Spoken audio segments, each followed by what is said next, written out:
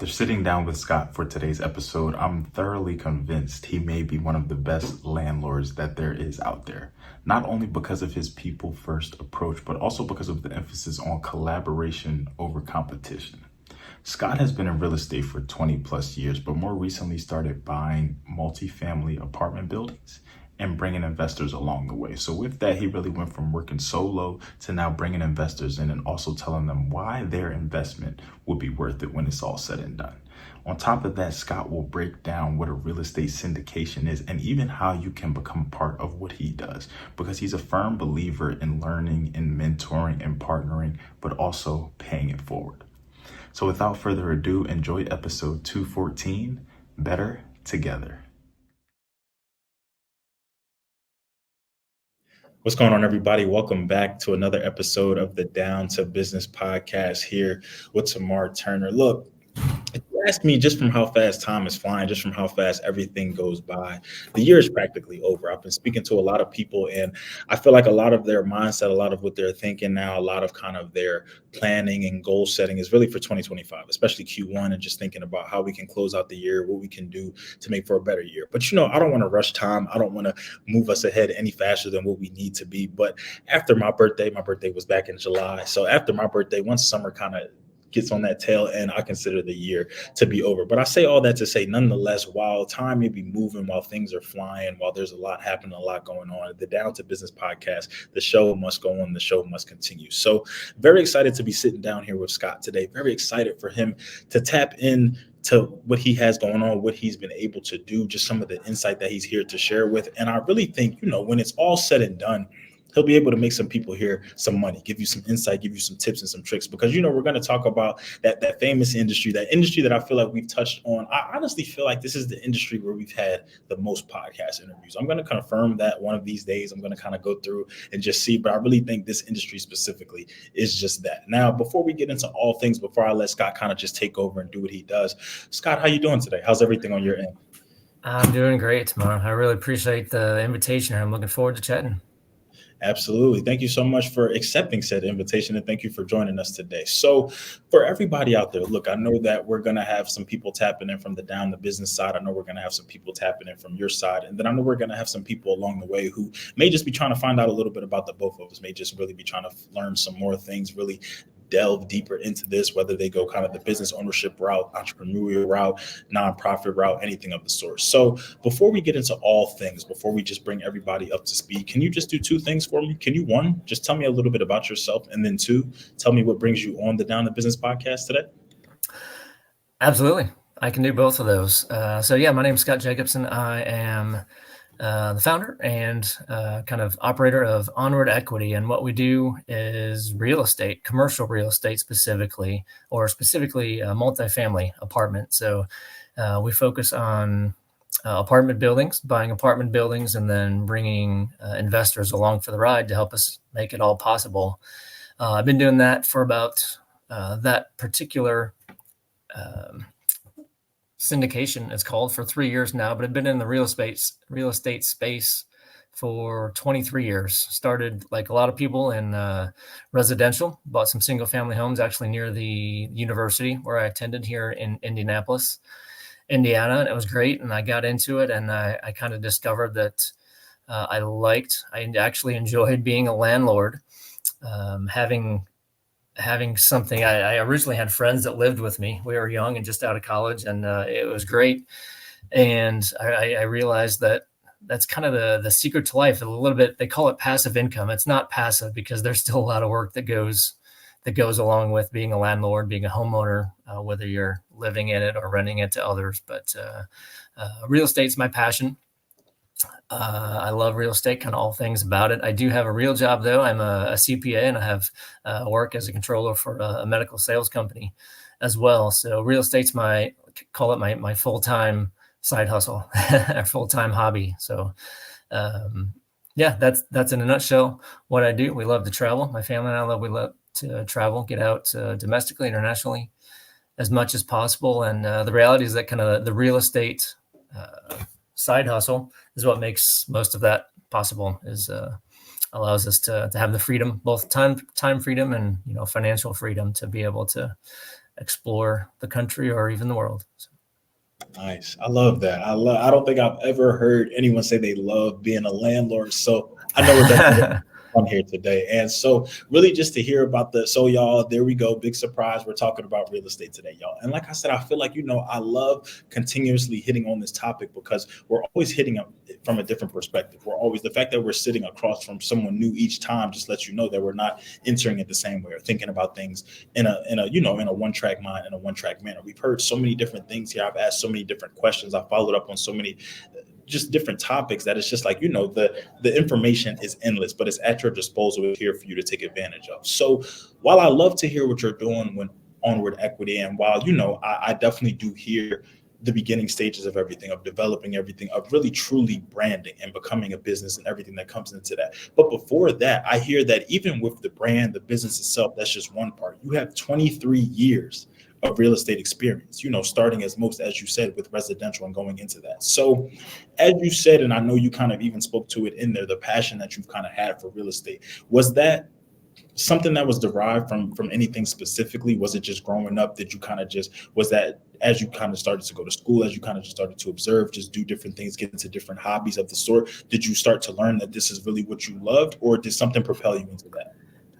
It's a neat question. I appreciate you asking that. So for me, I think I've always had a little bit of call it an entrepreneurial spirit.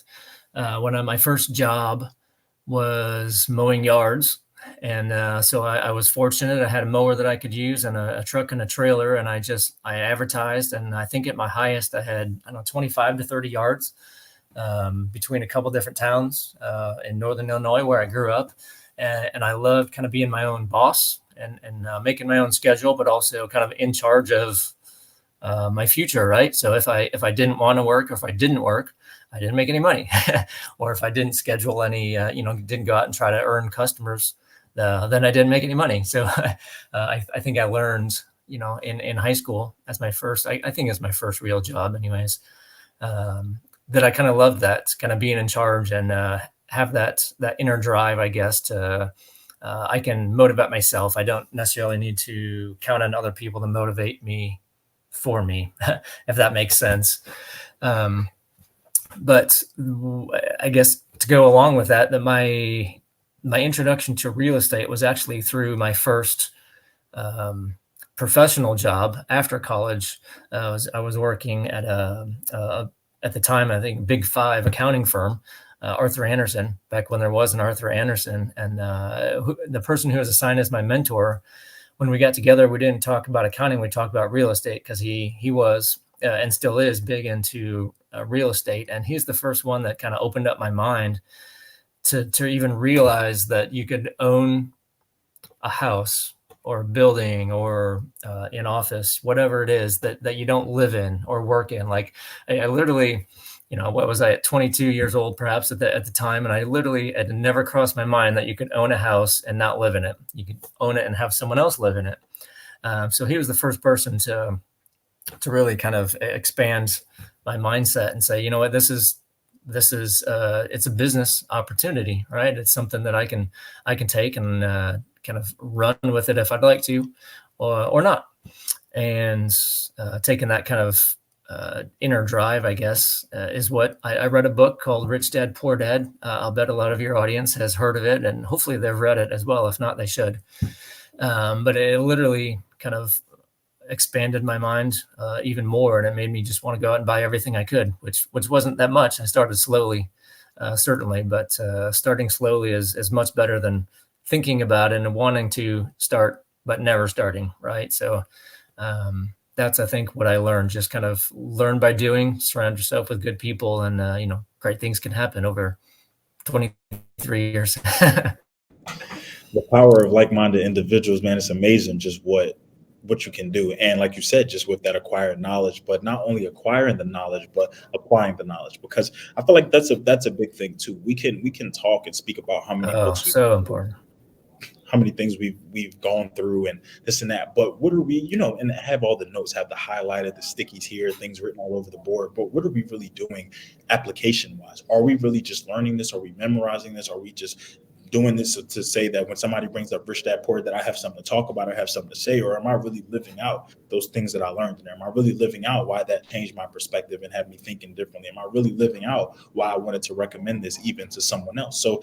to hear that with you, and to hear the development of it all throughout, because I could understand that with certain things you also have to continuously remain a student. Even, I'm sure, with your 23 years of experience, there are still things that you're learning. There are still things that 100%. Yeah, we're absolutely. in a world now where if you would have asked us in 2019 what was going on, nobody would have predicted a pandemic. Nobody would have predicted essential workers. Nobody would have predicted, all this remote and hybrid work. Nobody would have predicted AI to be really where it is, or maybe some people might have, but maybe not at the pace at which it did. So the fact that, even with you in here 23 years ago, the real estate industry didn't look like what it is today. We're not even kind of talking about some of the same things, or we're kind of adding, or there may even be some things that 23 years ago, it would have blown your mind back then, but to now see it as a reality, it's like, wow, this is really something that's happening. So let's fast forward now a little bit, with having all of this experience under your belt, with now knowing, with buying some properties yourself, with having that knowledge, with being able to even have mentors,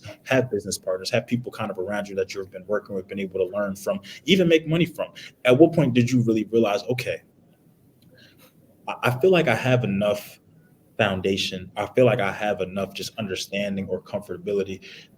Onward Equity is now born. How did that really come into play? Were you always, because I would say, even something that I think I'm starting to even realize too, is that sometimes we don't realize that we're technically a brand, or like we're business owners, or like we're entrepreneurs, or sometimes I was so under the mindset of, I need the LLC, I need the EIN number, I need to have everything on paper. But little did I know, I was still making content, I was still releasing episodes, I still had an email marketing list, I was still putting things out there, I'm scheduling. So I'm doing all the things and everything that would tell me that I'm a business, or tell me that I'm a brand. I'm moving professionally, but just because I don't have a few things or a few documents, I'm not really realizing myself as professional. And that was something that, I talked to some people and they were really telling me, hey, you're Tamar Turner, yes, but you're also the host of the Down to Business podcast. So for you, Scott, just thinking about all the knowledge that you had, all the successes, all the trials and tribulations, and everything that you were able to get into, at what point did you really realize, hey, it's time to brand myself? Here's Onward Equity.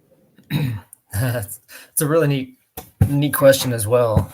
So for me, even after 23 years of, call it real estate investing, I still at times suffer from imposter syndrome of like, do I really know enough? Or, in my mind, there is always someone, there are lots of someones who know more than I do. Right. So I'm always trying to learn from them, which is, you touched on that before, of not just acquiring knowledge for the sake of knowledge, but then applying it. And it was my first 19 years of doing real estate. Everything that I did was just for myself. It was, I didn't have any partners. Well, I take that back. I had partnered up with the mentor that I referenced at the top, my first mentor at my first job, professional job.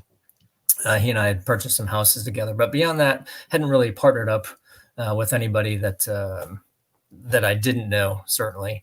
But then I was introduced to the idea of being the idea of a real estate syndication, which I knew about that in theory, but I really had no idea how it worked in practice and in real life. So I decided that I really would like to pursue the option of real estate syndication. A lot of your audience probably knows, but for those who don't, it's essentially, there's a team called the general partners that do all of the work. They go out and find a property. They hire a property manager. They secure funding from a bank or a lender for it. But then they also work with investors to help come up with a portion of the capital that's needed to purchase the property.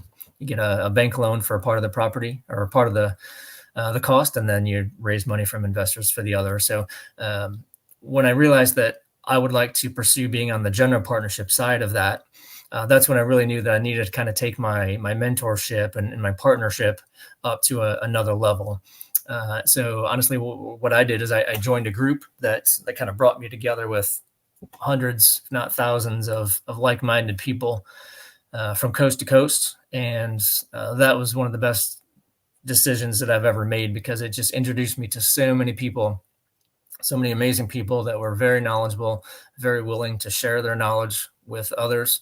And it has opened up doors for me in the last three plus years that, on my own, I could have never opened them up myself, or it would have taken, 23 years instead of 3 years to open them, or to even figure out where the door is.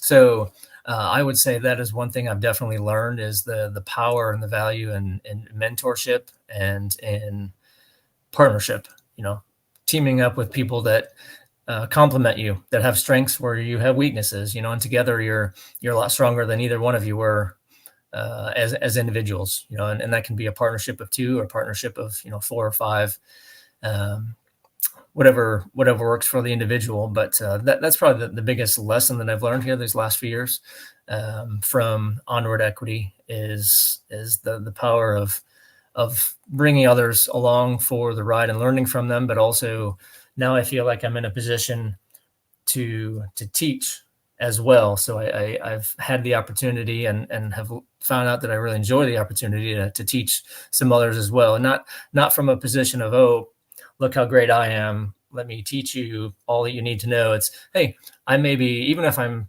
6 months ahead of someone else, or someone else is 6 months ahead of me, I can learn from them. Maybe someone else can learn from me as well. So honestly, one thing I think that I've figured out, or kind of an epiphany, is it's called the real world or the corporate world. I feel like most people don't root for their colleagues.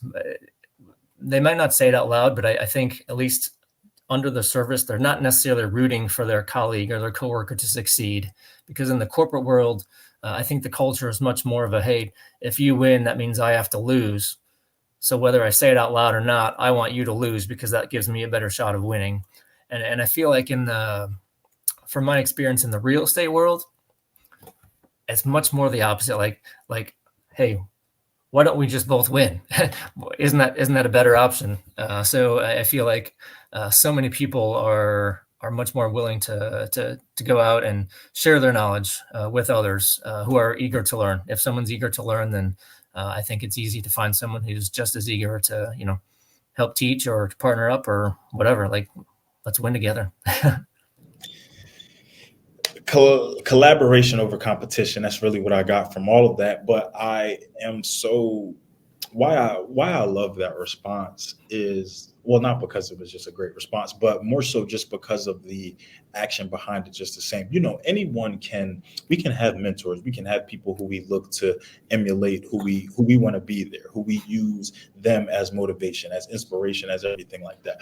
But I also feel like, we can take a lot from different things, whether it be from learning, from spending time, from really putting in those man hours, from going behind the scenes, from really just doing your due diligence, from reading, from real life experiences, community service, anything of the sort.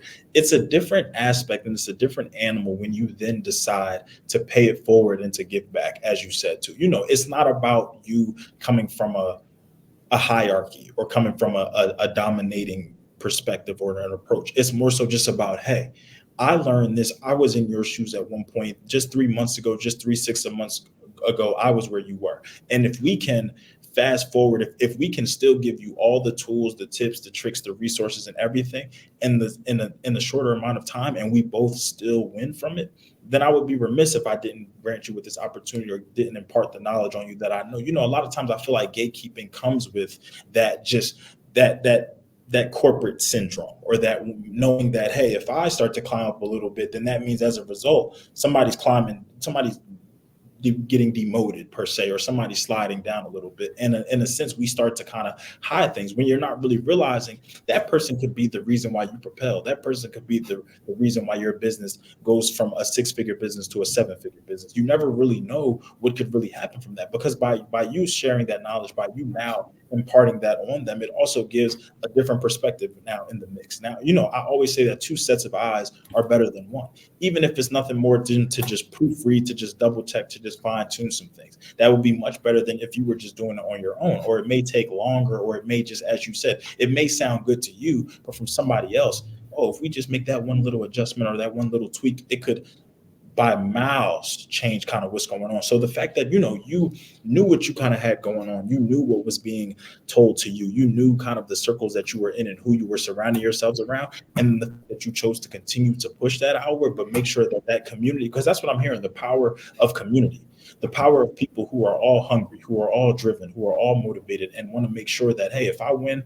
I'm bringing Scott with me. If I win, I'm bringing Onward Equity with me. And I love to hear that, because I also love the homage that you pay towards others, because the journey of business ownership, the journey of an entrepreneur is not an easy one. It's not a walk in the park. There are rainy days, there are sunny days, there are gloomy days, there are all of that, and the fact that some people still wake up time and time and time again and continue to do this, some people may call them insane, but when that passion is there, when you just love what you do and that drive, it's unmatched. So when speaking about community, two names for me come to mind, and these names may even be more prevalent to you really than me. So when I was kind of going through and seeing what you guys are doing, and kind of what you guys have been able to put together, I see Jason and Rod, and I think about all of your experience within Onward Equity. I think all about your experience even beforehand, even before I built this brand, I built this business.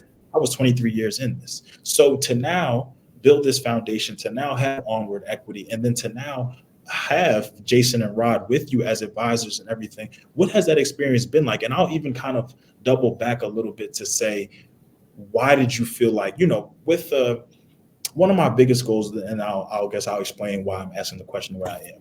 One of my biggest goals with Down to Business is to eventually have a team one day. I would love to, for a couple of reasons. One, just because I'm tired of just doing certain things. I would love to delegate or move around or save time or whatever. But two, it's also to what you spoke to, the power of community, the power of me saying that, hey, I don't know everything when it comes to video editing, audio editing, marketing, emails, reaching out, word of mouth, everything like that. I know what I do. I know what I bring to the table, but I would love to have those perspectives, those ideas, that feedback. And I would love to grow Down the Business to ultimately be a great platform to do so.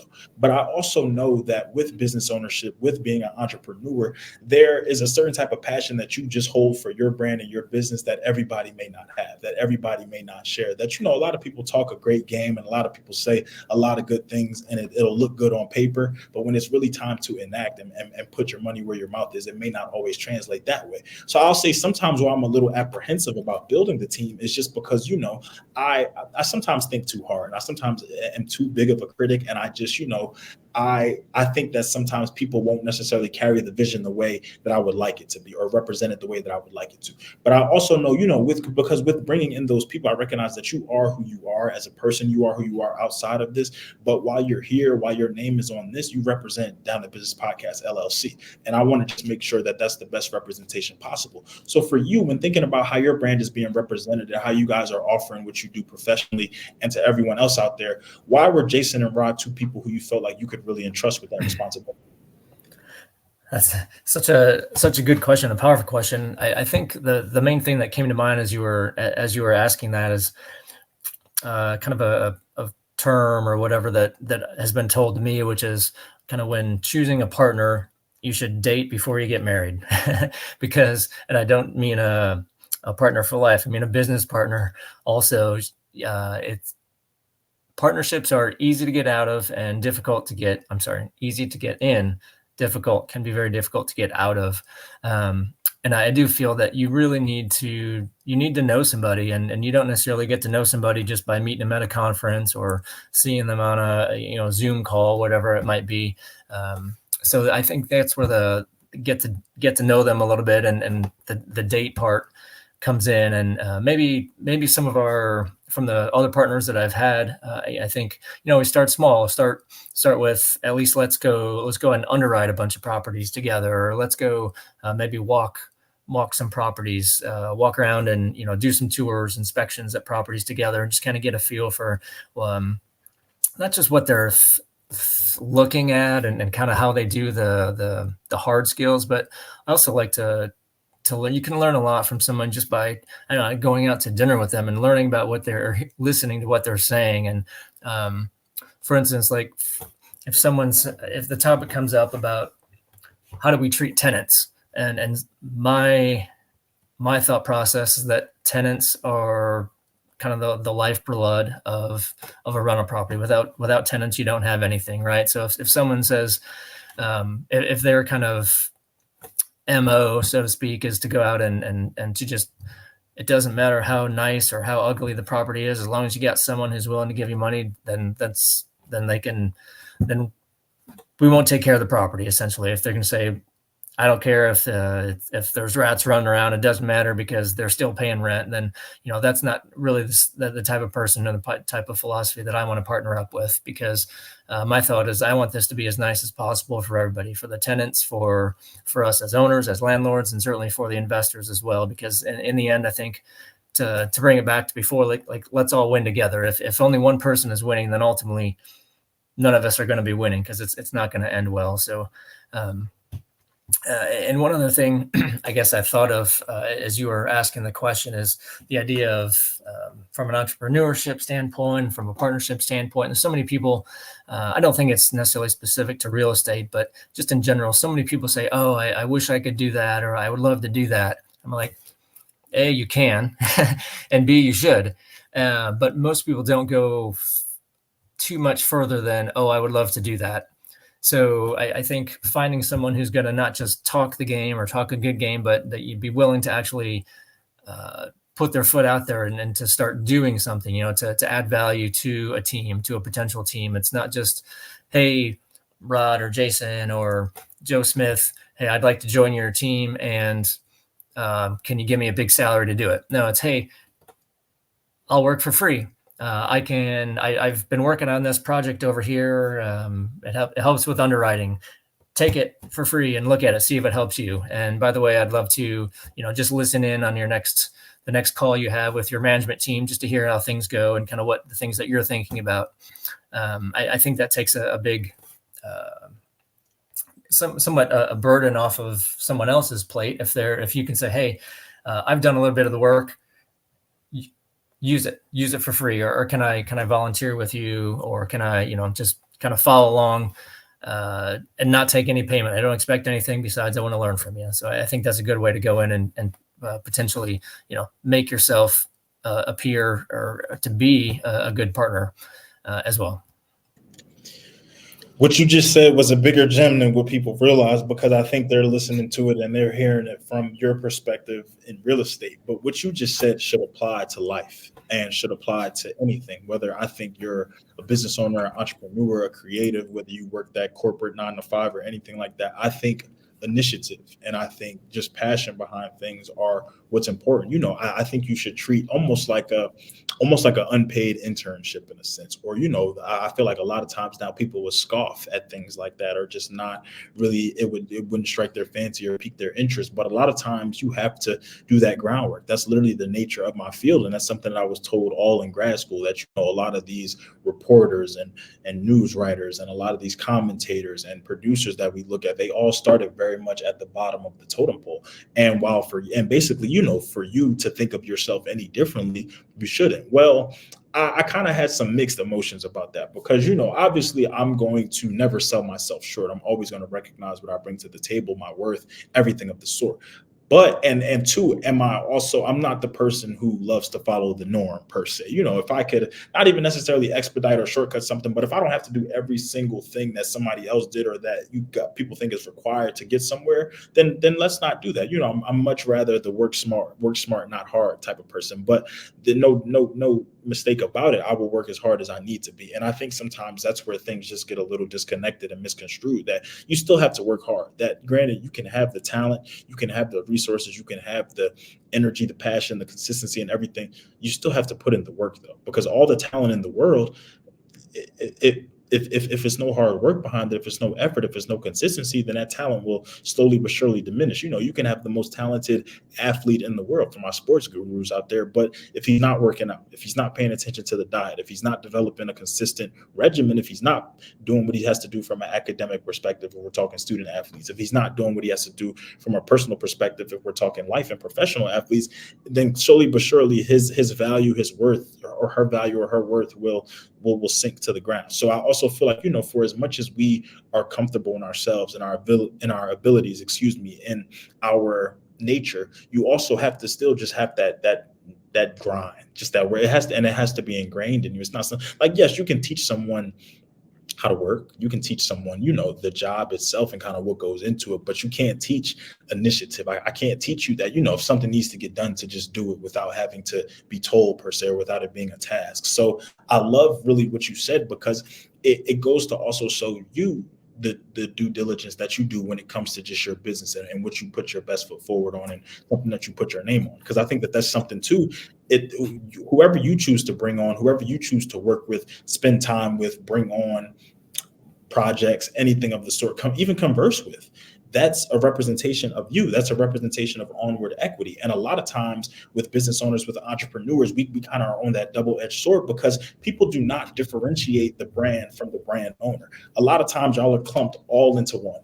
If Onward Equity did something that I didn't like, or I didn't have the best experience with them, then you know what? Scott's the CEO. I could have probably not met Scott a day in my life, not even had a conversation with him. I may have not even dealt with him on behalf of Onward Equity. But because I know that this is his company, oh, well, they're all going down. They're all in the ground. I have something negative to say about all of them. And vice versa. Somebody could have a very much positive experience, or speak highly to your company, or speak highly to who you are, without necessarily knowing you or anything like that. But because of the customer service, because of something that Rod did, or because of maybe a seed that Jason planted, or anything of the sort, it could make Onward Equity shine in such a great light. So I love that you also too are diligent about who you're bringing in, who represents who, and how you continue that mission. Because I could imagine with 23 years of experience, you've had some situations and some instances where you would not go back to that. You would not work with said person again. You wouldn't kind of put yourself in that position. So I love to hear that. And I also, something else that you kind of spoke to that made me smile a little bit was,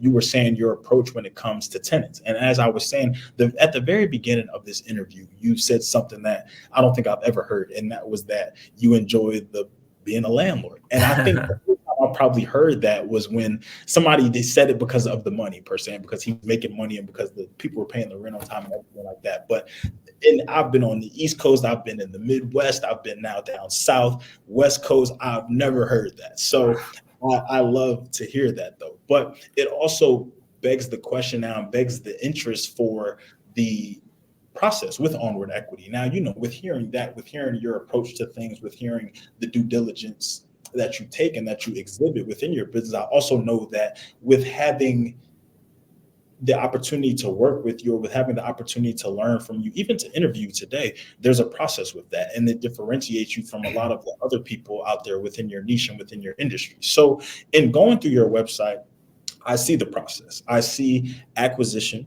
I see reposition, I see refinance, I see cash flow, I see disposition. Now, for me, I could read these, I could definitely go through them some more, probably look them up, probably Google, open up another tab, do whatever I need to do.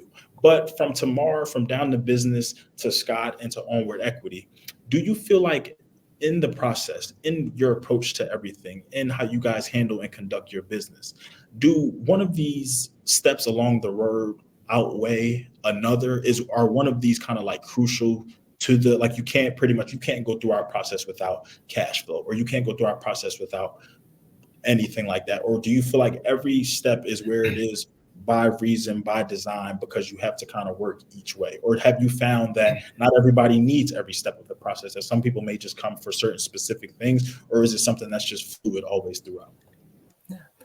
So most of our process, our mindset, our business plan is to perhaps purchase an asset, or a property that needs a little love, I guess is one way to put it. So in kind of the industry, it's called the value add proposition. So just like if you have a home or a house that you want to rent and it hasn't been updated since 1974, you might be able to rent it for one number.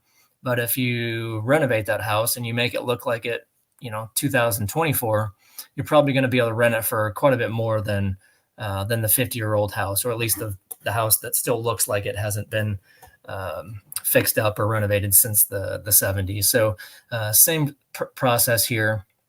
We generally look for properties that either have not been physically updated in a while, that we can go in, spend some dollars to make them look a little bit nicer, or a lot nicer, and then command a higher rent premium as a result. Or sometimes, honestly, I've done this for myself as a landlord, and large, even institutional landlords do it as well with big apartment buildings. And sometimes landlords just kind of get lazy, or at least um, it's easier to let the tenants who have been there a long time stay there and maybe not increase their rent as high as you could, because maybe they're maybe they're good tenants. They take good care of the place. They don't complain. When things go wrong, they let you know so that you can fix them instead of letting a small problem turn into a large problem. And sometimes we just want to reward them by, keeping them there. And if that means taking less rent, then we can. So for a new owner, though, to come in, that's an opportunity, because if someone's paying $200-300 less than the market rate, then we can come in as a new owner and we can just maybe we don't even have to do any work, but we can just kind of at least slowly or maybe quickly bring that up to market rent. And what that does is the way that commercial real estate is valued, it's valued based on a multiple, just like a business. It is a business. It's valued based on a multiple of the net operating income that it produces. So to the extent that revenues exceed operating expenses. So that's the model, is to purchase properties that probably need a little love, some improvement, to renovate them or reposition them, as the website says. That process is to make them look nicer, to do what we can do to increase the rent flow. Lots of times, not always though, we'll do the refinance. Sometimes there's no reason to, or sometimes it just doesn't necessarily fit with the business plan for that particular property. Sometimes we'll just hold it and go to the cash flow stage, which is hopefully everything's going well. It's producing more cash on a monthly basis than it's requiring to operate, and that's what we use to just distribute to our investors. So I think that's, in my mind, is the most important part of the process, is being able to take care of the investors, because that was honestly, it was the biggest mental hurdle for me to get over, making the switch to kind of doing everything by myself to now I'm going out and working with partners. I'm bringing investors to help make all these larger purchases possible. But I have to look somebody in the eye, whether they're my family member, my friend, my coworker, or maybe someone that I have just met. I have to look them in the eye and say, hey, I truly believe this is a good use of your investment dollars. And I promise to do everything I can to take good care of those dollars. It's real life. So we never guarantee that something's going to go exactly like we want it to go, because most people know that real life doesn't always work that way. And sometimes it does. Sometimes things go much better than we planned. That definitely happens. And that's it's great when that happens. But sometimes they don't go quite as we planned. And then it requires a lot more work or time, or maybe the investment isn't as great as we hoped. But over time, the most important thing is that we're taking care of the investors, communicating with them clearly and as often as possible, to keep them in the loop, to be transparent about, hey, if there are challenges, here's what they are. Here's why the challenges exist. Here's what we're doing to solve them as quickly as possible, or as completely as possible. So having that type of relationship, I guess, with those who have trusted me and my team, the people that I surround myself with, having their trust is probably the paramount importance. So I take that very heavily, not lightly, whatever the opposite of that is. And then of course, on the disposition, that's the sell it side. That's where most of the money is made. If we've done our job well and the market has treated us well, then by selling the property, sell it for more than it's worth, then everyone gets a larger their share of the profits. The investors certainly take the lion's share of any profits made as well. So I love that part of the game and that part of the business. And yeah, we try to replicate it as much as possible. I love it, man. I love that, and I love always asking questions along those lines too, because I want everyone out there just to realize the differentiation between industries, between partners, between people, and between players. And how like you said, as I spoke to in the beginning, this is probably one of our most populous industry interviews, meaning like we speak to a lot of people within real estate, but how each and every time you get a unique experience, and you get, now we're talking about a process and a syndication. And whereas, that was very much new information to me, because whereas a lot of the real estate experts, gurus who I've talked to, and my apologies if any of them brought up syndication. I don't recall that, So for me, I love just taking a different approach, but necessarily the same kind of format with each one, because you're going to give me something different. We're going to talk about land flipping in one, or boots on the ground program in another, commercial here, this and that. And even if you guys are both doing commercial, you're acquiring in different places, you're acquiring different ways, you're meeting people at different places and at different spaces. So I appreciate you kind of just giving some insight and really just breaking that down further for me. So to now even not even really play devil's advocate in a sense, but I guess just out of curiosity, I know that there are some things that you probably thought about real estate or expected to have to do or maybe go into that you may have it may have turned your thinking just a little bit, or maybe you thought real estate was this, but after learning and after going through 23 years of it, you're realizing, oh no, it's completely different. Or as I spoke to 23 years ago compared to now, we're talking about two totally different things, early on in the 2000s versus, we're almost near 2030 soon, or however you're kind of looking at it. So in your experience from even before Onward Equity to now Onward Equity to even current day, do you feel like there are any misconceptions, any myths, any just misunderstandings around what it is that you do within real estate? Have people ever kind of come to you or have tried to explain kind of certain things or what's going on, or maybe not necessarily understood the business model because they were under one set of thinking or one mind frame, and then you've kind of had to maybe make some clarifications or just kind of communicate to people as you kind of spoke to? Is there anything essentially that you've had to kind of like clear up or debunk in a sense?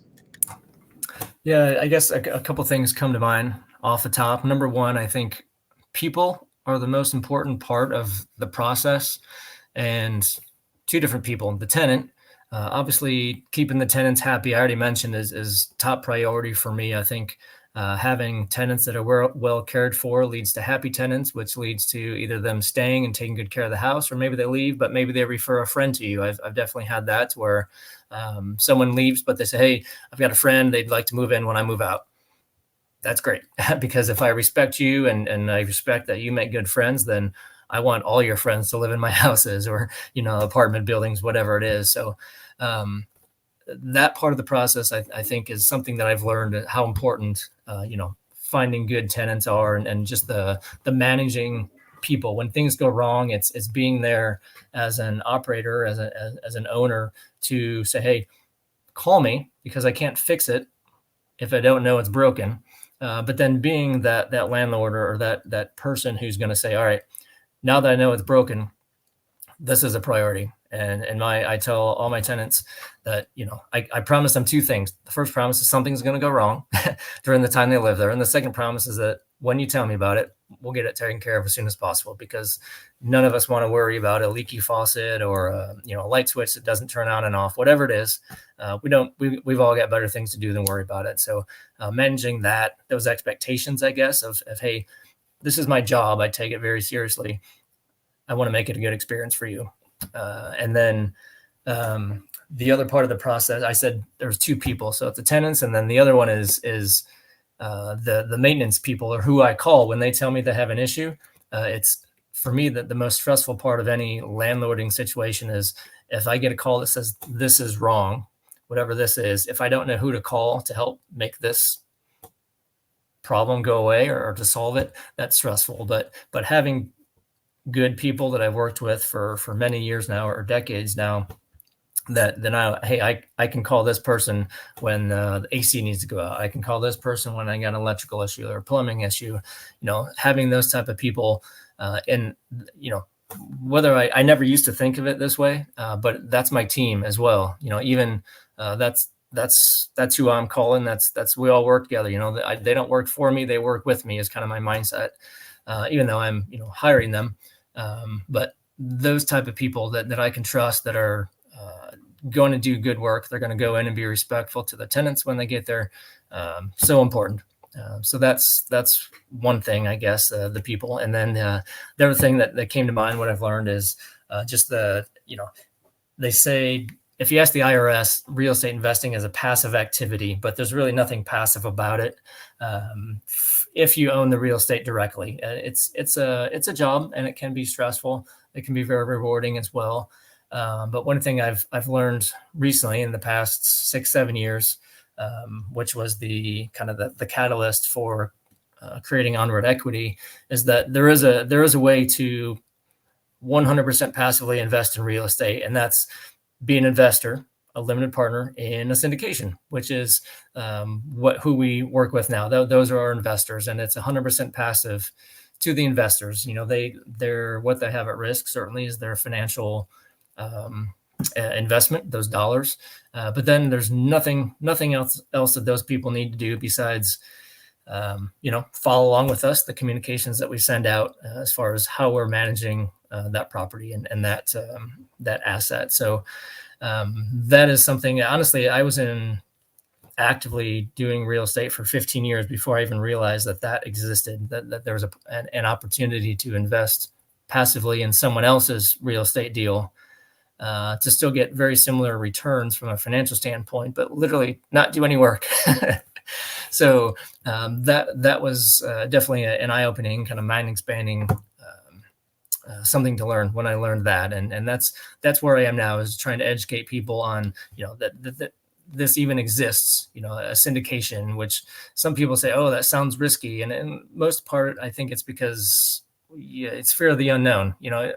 I don't care who you are or what it is. If you don't know about it, it's probably going to sound risky or dangerous, or, you're going to be a little bit shy about jumping into it. But the more you know, the more likely you are to find it interesting, or maybe something that you want to do. And so that's what I focus on through the Onward Equity brand, is trying to educate as many people as possible about, why real estate, or why investing in general, but then specifically why real estate and all the benefits that can have for you. So, I hope that answered your question, but in short, I think an educated investor is the best kind of investor. So that's the type of people we try to attract, or at least to help create through educational content. Absolutely. No, I would be in firm agreement with you. I would be a firm believer in just the same. Education is crucial in any aspect, in any industry, in any niche. And sometimes, one bad apple can simply spoil the bunch. And I think I speak to that from a landlord perspective, meaning that, someone could have, I may even be guilty of it myself sometimes, just having a bad experience with one landlord and allowing that to impact how you treat your next landlord per se, or how you handle certain things or whatever, when everybody should be given that fresh slate, or it's very, and I think a lot of why I keep bringing up what you said about loving being a landlord is just because, one, while I've never heard that, it's just not something that you even see. It's just not something. One, a lot of times you don't even really see the landlord other than their name on the property somewhere, maybe in the elevator, on the sign outside. You never really get to make that face-to-face connection or anything other than email or anything like that. But the fact that some people can have those and then for those who are able to have those interactions or know their landlord on a first name basis, it may not always be the most pleasant or the best experience, because they may be stretched too thin, or because just their lackluster efforts or enthusiasm or anything of the sort like that. So to really have people who are out there, and I know this is obviously not indicative of everyone, but to have people out there that are doing what they're supposed to be doing, that are truly and that are truly just embodying what a good landlord lives up to, it's just amazing to hear and amazing to know. So as you spoke to towards the end of that answer, was something that you're moving into now is more so just the education of things, and more so just passing that knowledge along and just allowing others to also be a resource. So something I think about too with this episode is that we're going to have some newcomers along the way. We're going to have some people who are just finding out about Scott and what Onward Equity is doing, but maybe whether it just be because they are in Indianapolis, which I'll actually tell you comes kind of some ties that I have to Indianapolis after this, after we wrap this up. But whether it just be somebody like that, or whether it be somebody who, who's been thinking about real estate for a while, or maybe has some experience in real estate or commercial or anything like that, what's next? So we always love to just give them something to look forward to and something to tap into and something to think about. So as you think about this journey, I spoke at the beginning of the interview about the year pretty much being over in my eyes practically. But as business owners, as entrepreneurs, as people who work in the corporate world just the same, we're always thinking ahead. We're always thinking bigger picture. We're always thinking that next moving ladder down the line. So when it comes to Onward Equity, when it comes to the space that you guys are in now, would you say that there's anything that you're looking forward to debuting, looking forward to experiment with, any new properties or projects or new collaborations that we can be on the lookout for? We're always kind of looking for the next opportunity, the next deal. I will definitely say that. Never want to be in a position to, root for anyone to fail. That's absolutely not anyone's goal, but the reality is that because of the interest rate environment, most people are probably maybe all too familiar that interest rates went crazy, right? The last couple of years or so. What that means is that a lot of people could potentially be in a situation where if they had adjustable rate mortgage or debt, they could be paying a lot more now than they can afford if they ever planned on paying from a monthly mortgage payment standpoint. So I say all that to mean there's opportunity. There's going to be opportunity to not take advantage of someone when they're down, but to, come in and maybe be a life raft or, a life jacket when they're drowning type thing. So I think I am excited about what the rest of this year is going to bring. And as we get into 25, I think there's going to be opportunity. And I'm really just focusing on kind of what we've talked about this whole chat so far, is aligning myself with the right people so that when opportunities present themselves, I'm in a good position to take advantage of that. And that comes from both the partners on the general partnership side of the business, but also finding like-minded individuals who are interested in, potentially being an investor in a syndication or, in an apartment building like that. So the more of those type of people that I can speak with and try to, help them figure out why this could resonate for them and be a good opportunity for them and their family, then that's fantastic as well. And together we all then go into the next opportunity and live happily ever after. No, I'm just kidding. There's a lot of work that comes that makes everything possible. But I guess that's what I'm looking for. Is just, I know there's going to be opportunity, and trying to put myself in the right position to take advantage of it when it comes.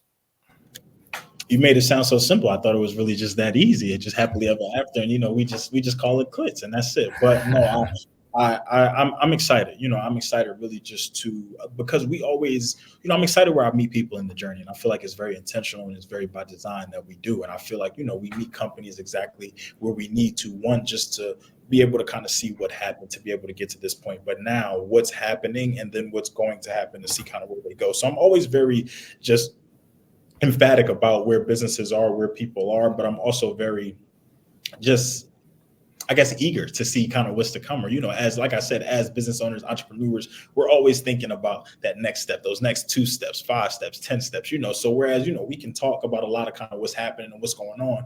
When we end this interview, there are things behind the scenes going on for Onward Equity. There are things going on behind the scenes for Down to Business. So I'm loving to see it, but I'm also just encouraging my followers, my audience, whether you tapped in with us today. We've been getting a lot of feedback on Facebook and YouTube, but however you tapped in with us, however you're hearing this interview, take advantage of Scott, take advantage of the network, take advantage of the education that he's willing to provide. There is a lot of just misinformation, apprehension, even just confusion around real estate, around the industry, around commercial, residential, around land flipping, around Airbnb, around whatever you may want to do, and I feel like sometimes we just need to just slow down, just maybe get our questions answered per se, not necessarily take everything that we get from these gurus or these YouTube universities, and sometimes really just talk to real life experts. And I think Scott has done a great job today of just giving insight into what he's done, his experience, his foundation that he's built, but also what Onward Equity's approach to everything is, where they want to meet you, how they want to take care of you, and what they also want to ensure you of moving forward, so that this can be a win-win situation. Because at no point here did I get the impression or the notion that Scott is really trying to sell me on something or really trying to, get something out of me. It's more so just, hey, I want to make sure you don't have to make the same mistakes that I've made, or maybe you have to go through 23 years to get to this point, but still feel well-versed and still feel experienced and still be able to speak to that experience just the same. So I love to see everything that you guys are doing, Scott. Again, I thank you for the time today, for joining me, for bearing with me even through whatever was just going on. I think the between the tropical storm and the hurricane here, they're trying to throw all different types of things and elements at us, but we're holding strong on Down to Business. But before we officially close out, arguably the most important part of the interview, I like to call it the call to action. It's more so when it comes to finding out about you, finding out about Onward Equity, following along the journey, everything like that. When it comes to social media, websites, best places to reach you or contact you, can you just give us everything you have in that regard? I can. Yeah, thank you for that opportunity. So certainly I'm on Facebook just as Scott Jacobson. I'm on LinkedIn as Scott Jacobson, but Onward Equity have a a website, and that's probably the best way I would suggest someone to get in touch with me if you're interested. The website is onward-equity.com. And when you visit the website for the first time, there should be a pop-up there, and it's going to ask you if you want a copy of an ebook that I wrote that's called The Top 10 Reasons to Be a Real Estate Syndication Investor. And I say this humbly, even though it's a self-plug. I really believe that it was written for someone who maybe doesn't know a whole lot about what a syndication is, or maybe why real estate investing in general. So with that in mind, I think it does a good job of kind of laying down a good framework of why real estate investing, and what perks or benefits does this have for me that the stock market just doesn't have. So if you put your name and email address in there, what it's going to do is going to send you a link to download that ebook, but it's also going to put you on my mailing list for full disclosure. And what that's going to do is it's going to I send out an email once a week, or at least every other week. I try every week to send out something educational. Again, maybe it's investing in general, maybe it's specifically geared towards real estate. And then that's the list I also use when the time comes, when we have an active investing opportunity. Those are my people. So those are the people that I share the opportunity with, and open up the opportunity to them to invest if interested. So I would love to talk to your listeners and just share with them about real estate. I think it's a fantastic hobby, or even profession, for those who are so inclined. So, yep, love to chat.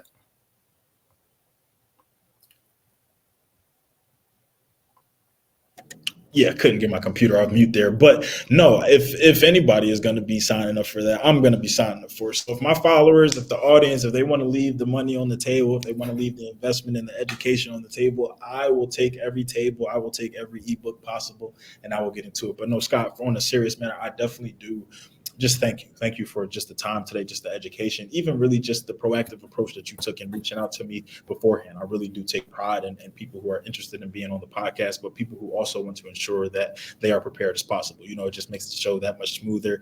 And despite sometimes how hectic my life can be and how things can just be going everywhere, sometimes I feel like an octopus. I'm just everywhere, but I love just to really be able to sit down and really just get that insight, really provide it, but also just share it with others. And I feel like that was really just the theme of this interview today, just community and just knowledge, and just wanting to impart and pass it on, and not necessarily gatekeep, but also realize that the more the merrier. We can all win in this together. There's enough room on the table. There's enough land out there. There's enough money. There's enough passive income for all of us. So from down to business, from me to you, thank you so much for everything that you're doing. To everybody who continuously taps in with us, whether you joined us today live, my YouTube people, my LinkedIn people, my Facebook people, I saw we had some comments, some likes, and some things like that. So I appreciate all the interaction. And then obviously to my people who are going to catch this once it drops, once it airs, I appreciate everything that y'all are doing. I appreciate y'all for continuously supporting. This has been another episode of the Down to Business podcast here with Tamar Turner.